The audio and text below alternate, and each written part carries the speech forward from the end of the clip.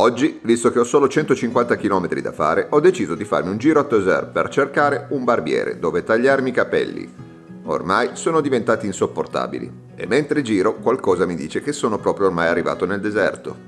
E dopo Barbevati in Marocco mi faccio tagliare i capelli in Tunisia.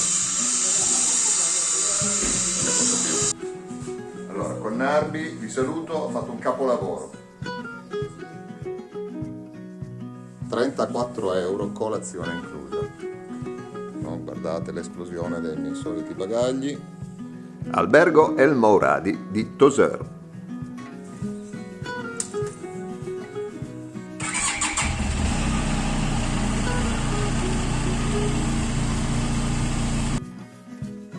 Dopo neanche 10 minuti di viaggio, fuori Tozeur incrocio il primo motociclista. Incredibile, neanche farlo apposta, è Maurizio. Ci eravamo salutati il primo giorno pensando di ritrovarci a giugno e invece, quanto è piccolo il mondo. Dopo 20 km attraverso l'oasi si svolta a destra sulla P16. È la strada che attraversa il Chott El Djerid, che tradotto suona come lago foglia di palma. È una depressione di oltre 5.000 km², il lago salato più esteso della Tunisia. In realtà, vedere acqua in superficie è un evento più unico che raro, ma anche se durante tutto l'anno le piogge sono scarse, quella poca acqua riesce a fare riaffiorare il sale che durante i periodi di siccità viene ricoperto dalla sabbia. Qui le saline, grosse e piccole, abbondano. E ora lascio la strada asfaltata per entrare dentro al lago, perché qui c'è la vera attrazione di questo posto.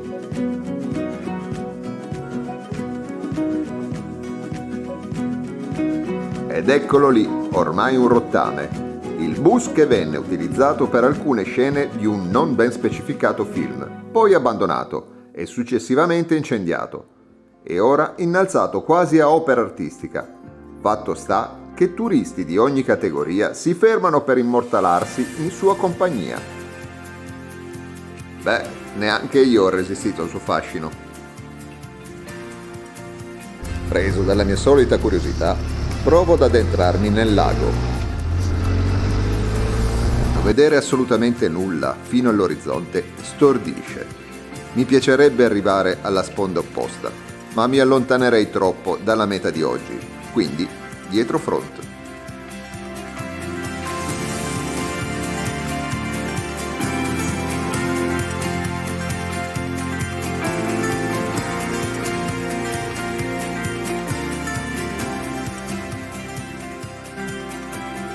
Oltre alle saline, lungo questa strada si possono trovare dei chioschetti dove all'occorrenza ci si può rinfrescare con acqua, spremute e succhi di ottima frutta.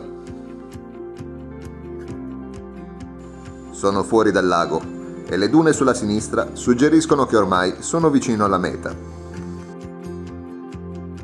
Sono a circa 50 km da Dohus.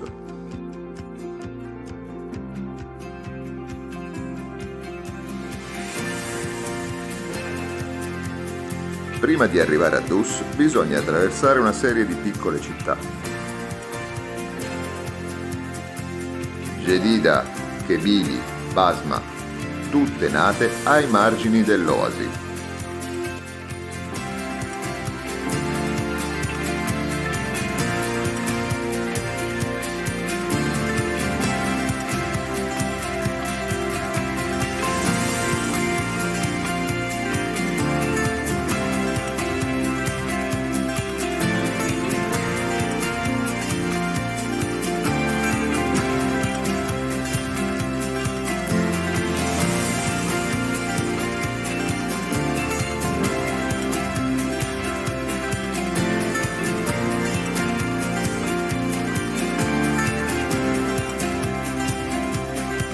E quando si vede questo enorme vaso vuol dire che siamo arrivati a Dus.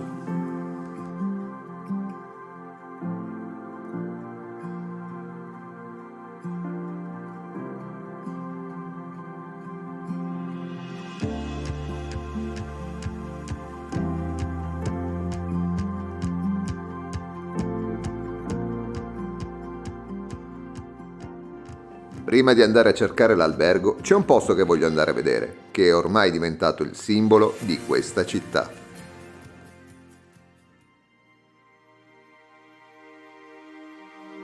La porta del Sahara.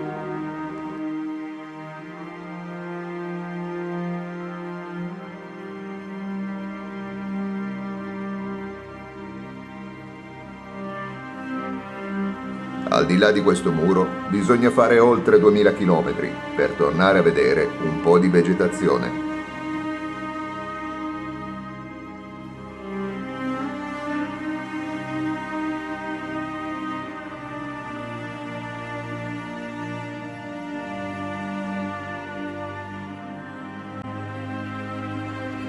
Sono di fronte al grande erg orientale.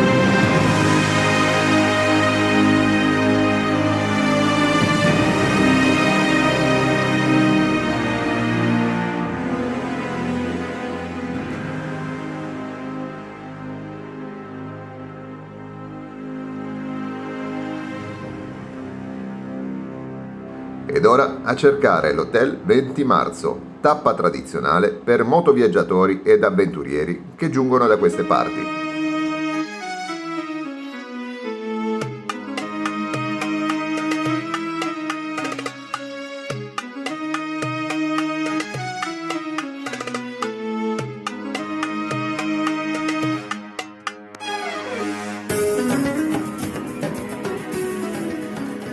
Eccomi arrivato.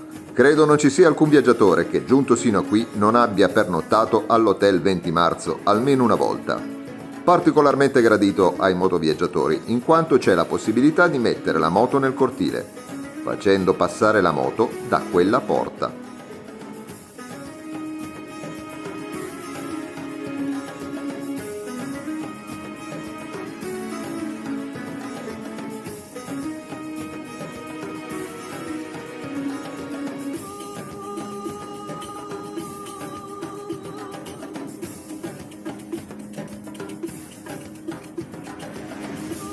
Costo della stanza 12 euro a notte, colazione inclusa.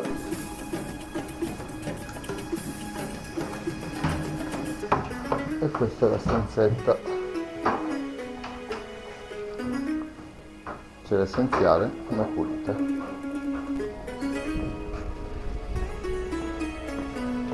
E dopo una rinfrescata, un giretto in città.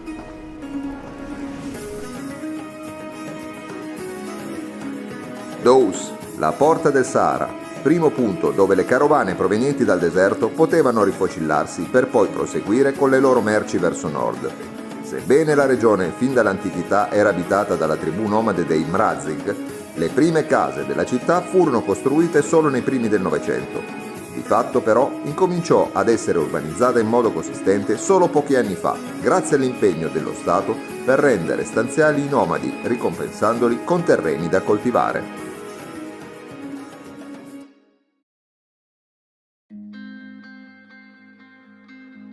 Oggi vive di turismo, che si è creato grazie all'interesse crescente nei confronti del deserto, che attira costantemente ogni tipologia di turista. La Medina, piccola ma graziosa, è più una grande piazza dove trovare lungo i bordi bar e negozi. Altro luogo di interesse è il piccolo museo del deserto. Ma la vera attrazione è il Festival del Sahara, che si svolge nel mese di dicembre e richiama tribù nomadi da Tunisia, Algeria, Libia ed Egitto. La manifestazione folcloristica, che dura 4 giorni, la si può definire l'Olimpiade del deserto. Una grande parata d'apertura, canzoni, balli, cerimonie e poi corsi di dromedari, dimostrazioni di caccia e i cavalieri beduini che si lanciano in una carica chiamata Fantasias. Il tutto si svolge dietro al muro della Porta del Sahara, nel Cammellodromo.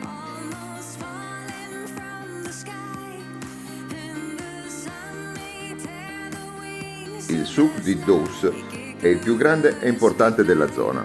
Qui vengono vendute merci che vanno dalle spezie, la frutta, fino a asini e dromedari.